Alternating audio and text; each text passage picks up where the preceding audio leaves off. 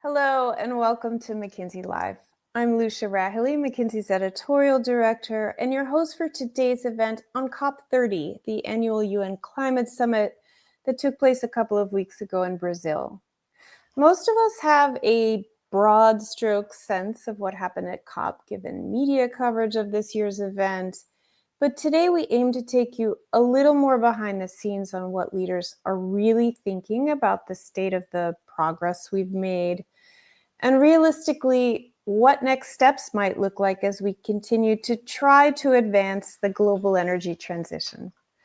Joining me today are two of McKinsey's leading experts on the changing energy landscape.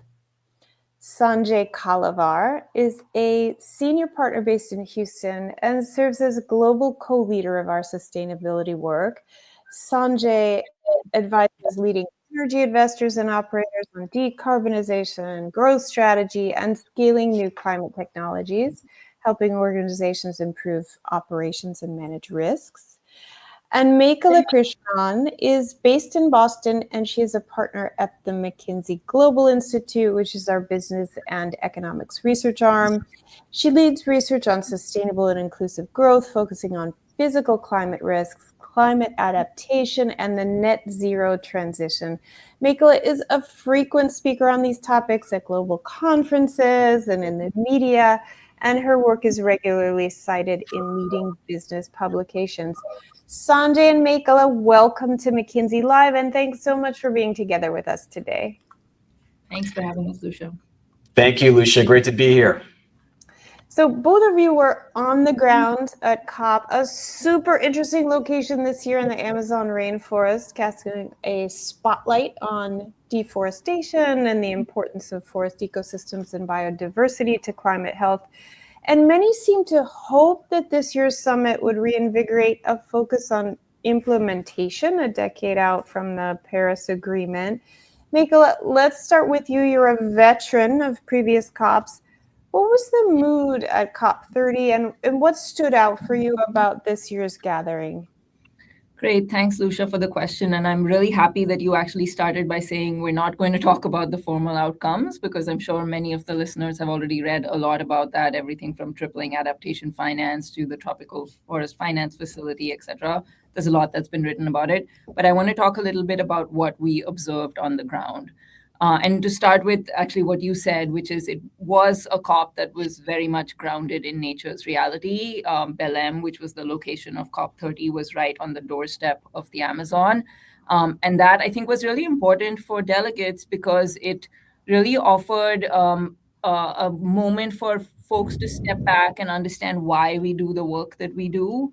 And really reflect on progress to date, learn from each other, and plan the way forward. So I think it offered just a really terrific grounding for the work that everyone was doing and the dialogues that were happening on the ground. My second reflection really echoed actually in research that we had put out in the lead up to COP. Was this actually a sense that there is forward momentum that's happening? Yes, it's uneven, but it is moving in a forward direction. So we had done work in the lead up to COP that looked at the physical deployment of technologies that we need for the transition.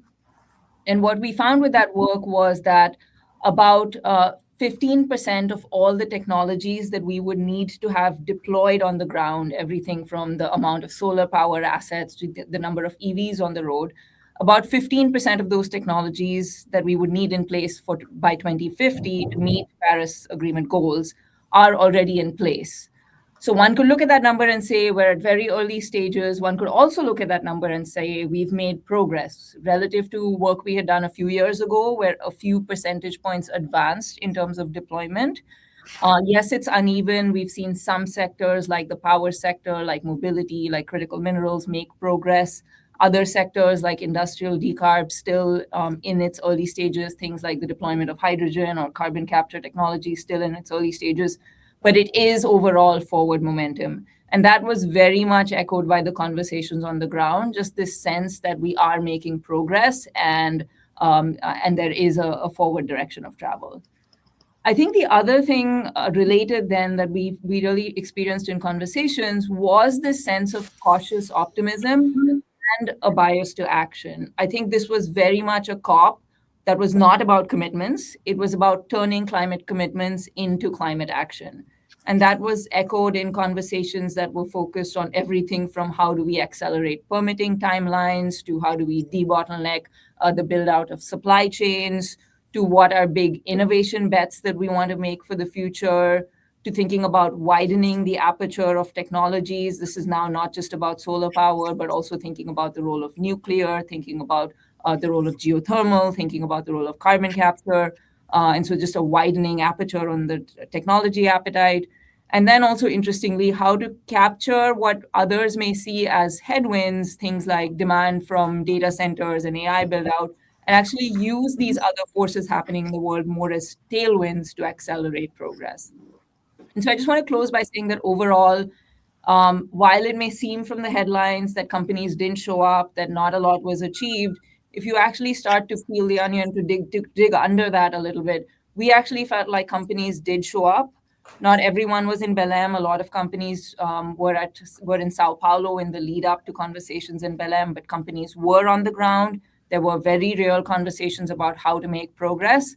And in my mind, the conversations were headed in exactly the right direction for companies, how to not just drive progress on the sustainability agenda, but doing that while keeping other broader objectives of affordability, security, competitiveness in mind.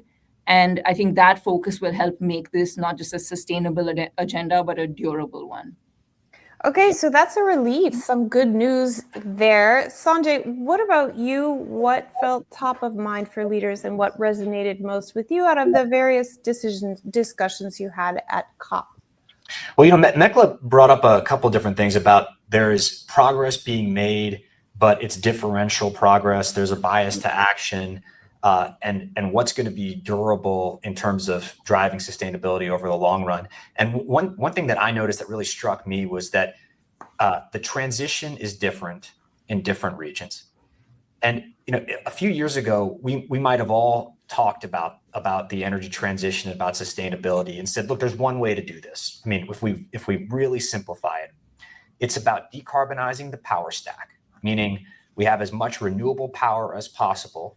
We phase out the use of coal. We phase out the use of liquid fossil fuels. So we decarbonize the power stack, and then we electrify everything, meaning trade out gas heat for heat pumps, trade out internal combustion engine vehicles for electric vehicles, and we decarbonize everything we can through, again, the power stack and then electrifying everything. And I think what we've come to realize as we've seen the energy transition move differently in different parts of the world is that plan, that idea, that overall thread works really well in some geographies and less well in others. So where does it work well? Well, it works really well in places like India and China, where they don't have plentiful liquid fuels. They do have coal, and they have industrializing economies that need overall energy growth. And so how do you get that energy growth? Well, one fast way to do this that also is really pro-climate is to drive renewables.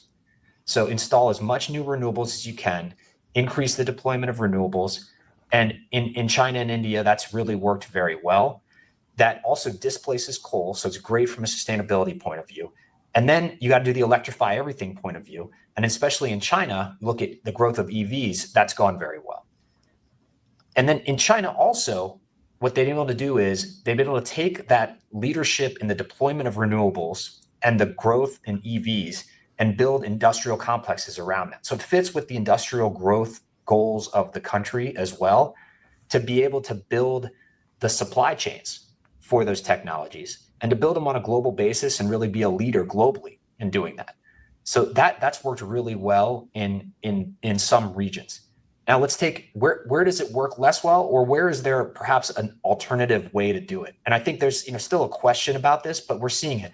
And I think the place where you see it the most right now, most notably, is the US, but it's true for many fossil-rich economies.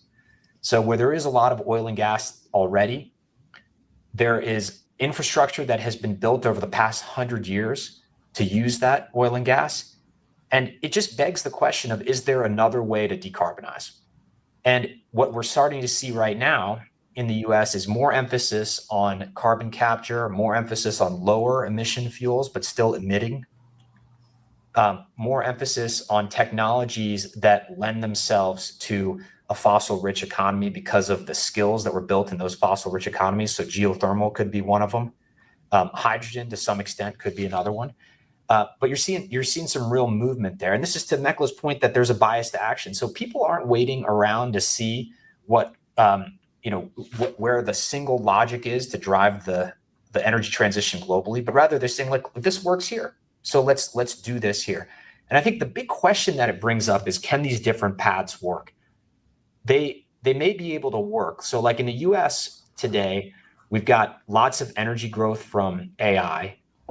When we can add renewables, we are doing that, but we also realize that we need affordable and reliable power to power the AI-fueled growth. And so that's a lot of gas-fired electric power plants that get built. And so will it work to have carbon capture added to that, to use more low-emission fuels? And is that going to put us on a path to decarbonize that works as well as some other things we've seen? Super interesting. Okay, so both of you have mentioned AI. I thought it was interesting that tech and AI were in fact a theme on the action agenda this year, given their potential to accelerate climate solutions. As Mekala said, AI is also, of course, incredibly power intensive, right? A massive driver of energy demand. So how did that play? Was climate tech really center stage? And if yes, are you seeing climate tech investments actually translating into real world impact? Sanjay, let's stay with you on that one. Yeah, sure. Lucia, first, let me maybe just hit the AI point quickly. This will be very interesting to see how this plays out over the next year or two, because in some developed economies, you have a real choice to make. So can the hyperscalers who are driving these AI investments, can they find a way to do it using low carbon power, or does it need to be done using fossil-based power?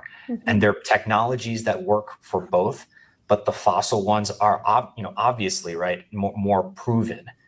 But the low carbon ones exist today. We have the technology that we need but we need it to go from smaller scale or pilot to like 100x. And we've have examples of how it has happened in the past. So we've done it with renewables, we've done it with batteries, and we've done it with EVs.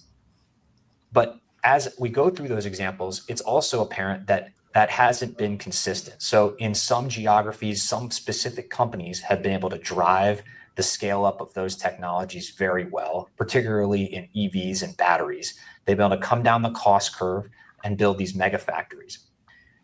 But for the most part, that hasn't been something that we've learned how to do globally. And I think it begs the question of why is that?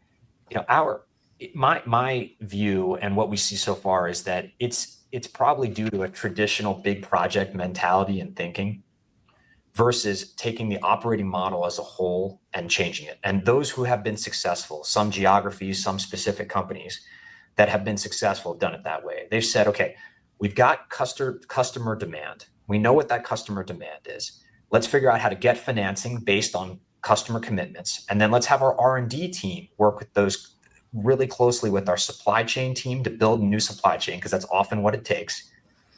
And then that's going to go into the project build and the operating team. And we're all going to work together with our vendors, with our partners, with our customers to drive this with wholesale changes. It's not going to be, we hand this off to the projects team and they build something that's 100 times the size at half the cost.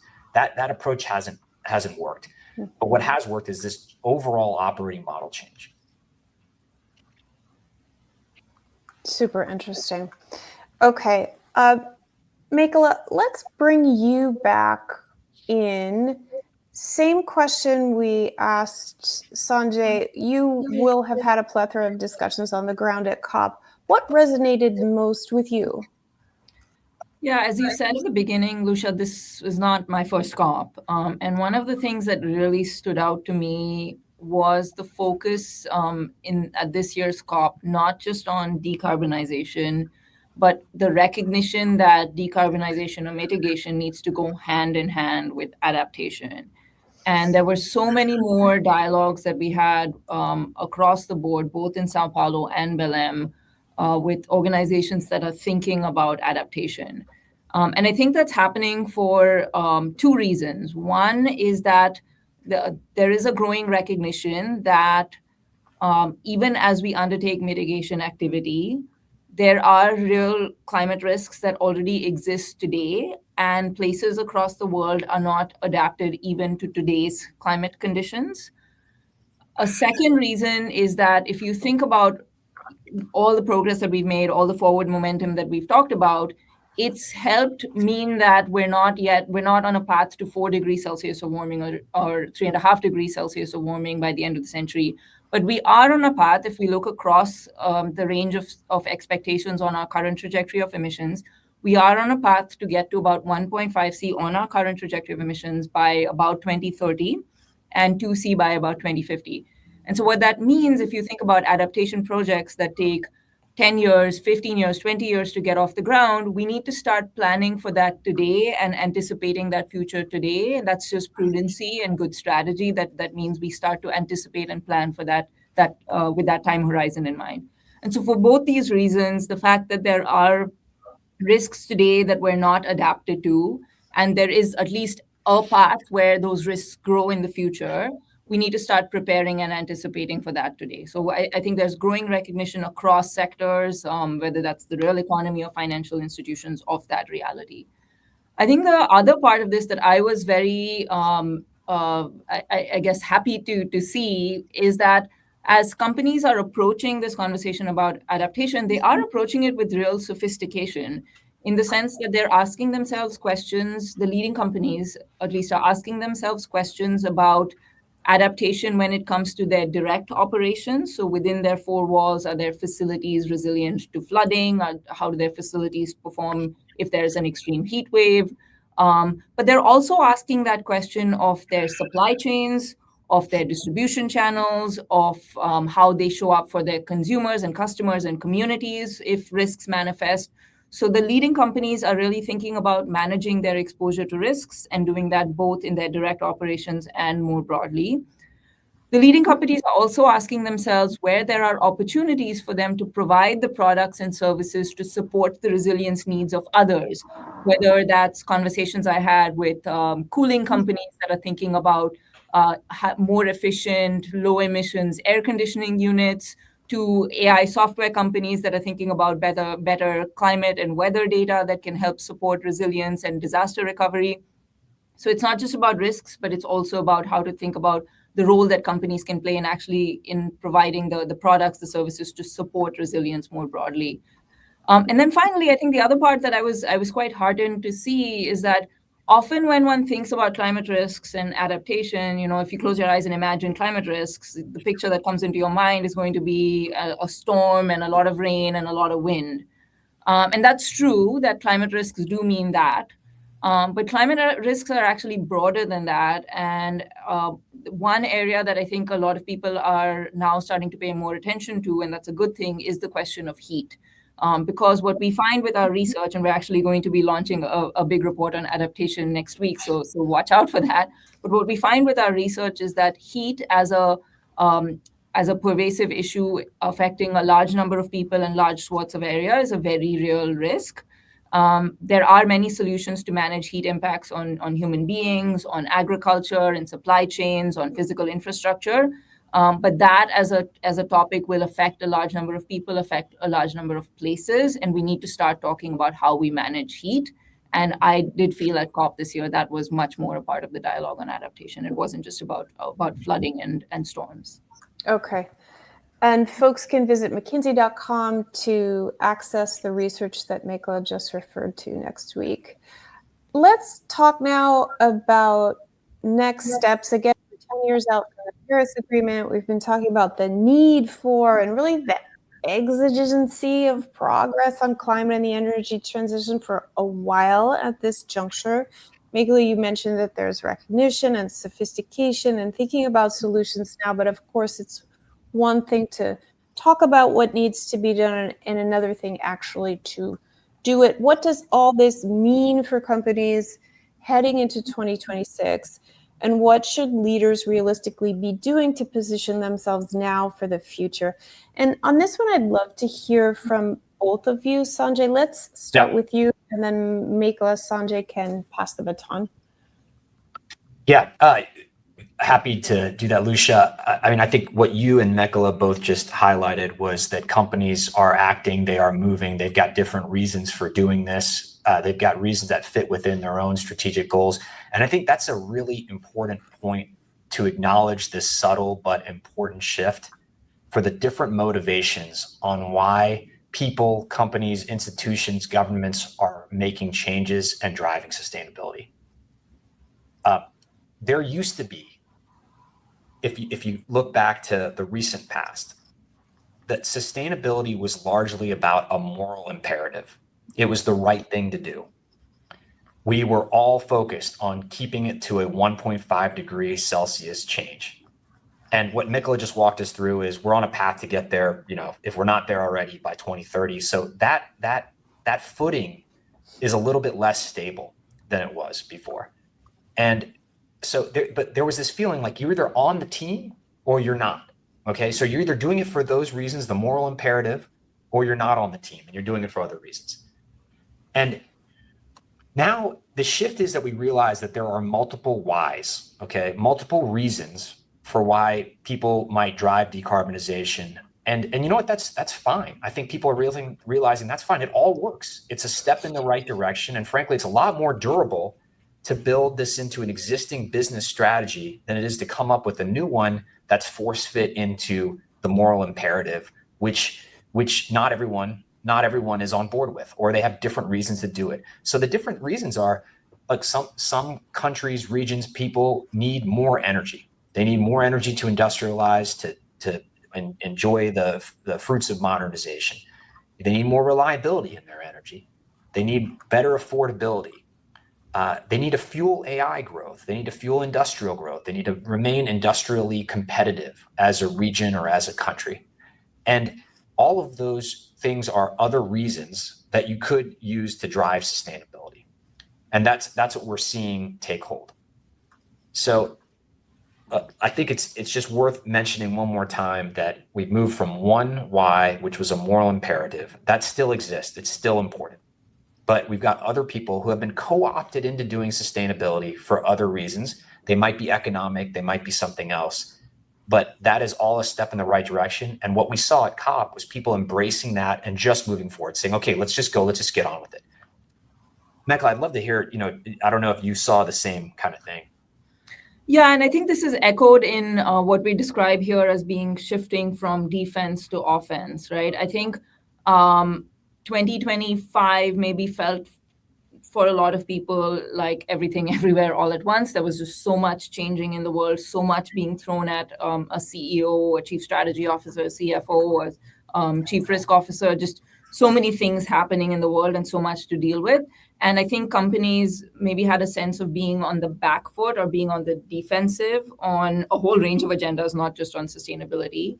But I think as we look ahead to 2026, there's an opportunity for companies to shift from being on the defensive side to thinking about offense. Now, there does not need to be offense on every front, in every region, with every technology, with every agenda.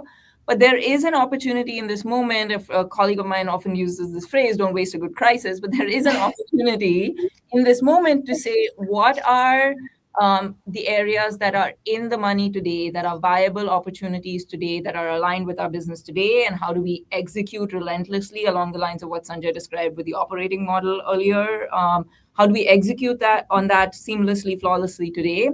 And where are there opportunities to make longer-term strategic bets that are aligned with the core business competencies that an organization has? Remember, sustainability is a long game. We're talking about investing in long-term assets that have 30-year lives in many instances, that come with a long lead time to think about innovation and execution around. So how do we think about both the seamless execution on the things that work today And then where do we want to make strategic bets that are aligned with longer term capabilities and competencies for the future? I think 2026 is a moment for companies to ask themselves that question and move away from this defensive posture to think about, let me call it strategic offensive posture versus across the board offensive posture. And then I think as they do that, we've alluded throughout this conversation about the need for nuance, meaning the way this is playing out across regions, the way this is playing out, this meaning the sustainability agenda is playing out across regions, across technologies, across sectors, across different motivations and the multiple whys that Sanjay alluded to. All of that requires nuance. It requires the ability to move beyond the headlines and actually understand what's going on the ground. And we think it's really important for companies to build that competency to really ask themselves sophisticated, nuanced questions about this agenda and understand those on the ground realities with care. And based on that, think about navigating the way forward. Super interesting. Thank you, Mekala. I am mindful of time. Let's try to squeeze in at least one question from our audience. We've had quite a few. Based on what you saw at COP30 and maybe also from your client work here, what separates those organizations that are moving from commitments to credible delivery? Sanjay, do you want to take that one? Yeah, I think it's a fit with, Lucia, the long-term business strategy here, something that's going to survive business cycles, going to survive political cycles. It's if there is a way to drive resilience and economics and long-term competitive advantage and get the financing for it today, those things are moving right away. Interesting. Okay. And let's get one more in. Mekala, anything more to say on AI and its impact on climate and sustainability solutions? We talked a lot about demand, but on the solution side of it. Maybe just one thing on demand, and then I will answer the solution side, just because I think it's fascinating that, in the near term, there's a lot of concern about demand for energy from data centers and what that's going to do to emissions. But one way to think about this is that problems we were going to have to grapple with anyway down the road in a world where we're electrifying end users like mobility or buildings, problems we were going to have to deal with anyway down the road. How do we integrate multiple sources of power into a grid? How do we scale up, build out of transmission and distribution infrastructure? How do we manage sources like solar and wind that don't work all the time? How do we manage not just the supply side, but also demand side flexibility and other solutions? These are all things we would have had to deal with in any case as part of a successful energy transition. And in many ways, we're now dealing with that today because of this near-term demand for energy from data centers. And I think that's a good thing. Just to put a number on that, any estimates vary, but a lot of estimates would suggest that power demand from data centers in the US by 2030 will be something like 10% of overall electricity generation. If you think about a successful energy transition by 2050 in the US, we're talking about something like a 200% increase in power demand as we electrify end users, right? So just the scale of what we're trying to accomplish versus what data centers are doing today, it's vastly different. And so I think it's a good thing that we're dealing with these challenges and issues today, and we're forced to deal with these challenges and issues today. On the supply side, as you said, AI also does have the potential. It's not going to be a silver bullet, of course, but it does have the potential to help in advancing the sustainability agenda. And we're seeing many examples of that already. We're seeing companies that are thinking about better climate and weather modeling, as I said, and the use of AI towards that. We're seeing the use of AI in the design of new materials, the design of new equipment that can be more efficient, that can produce material properties that we didn't otherwise have access to. We're seeing the use of AI in actually the discovery of critical minerals and using it for geological surveys and things of that sort. So there's many, many different applications. If you think about what we need to do to decarbonize, we need to decarbonize power and mobility and buildings and industry. And across each of these sectors, you see example after example of the role of AI in helping support the sustainability agenda. We're still at early days of that, but I think there is a lot of promise and a lot of opportunity for what AI can help us unlock. Really fascinating. Okay, that brings us to time. It was a fantastic discussion. Sanjay and Mekala, thank you so much for joining us today. Thank you. Thank you, Lucia. It was great to be here. Thank you. And as always, many thanks to all of you in our McKinsey Live audience today. You will be able to find a replay of this conversation and all our previous McKinsey Live events at mckinsey.com/live. We are fitting in one more event between now and the end of the year. Please join us in a couple of weeks on December 16th. As we gear up for CES in January. We are talking about some very cool topics at this event, including autonomous vehicles and the future of robotics. And you can register now by scanning the QR code that's on screen. See you there in a couple of weeks' time. And until then, be well.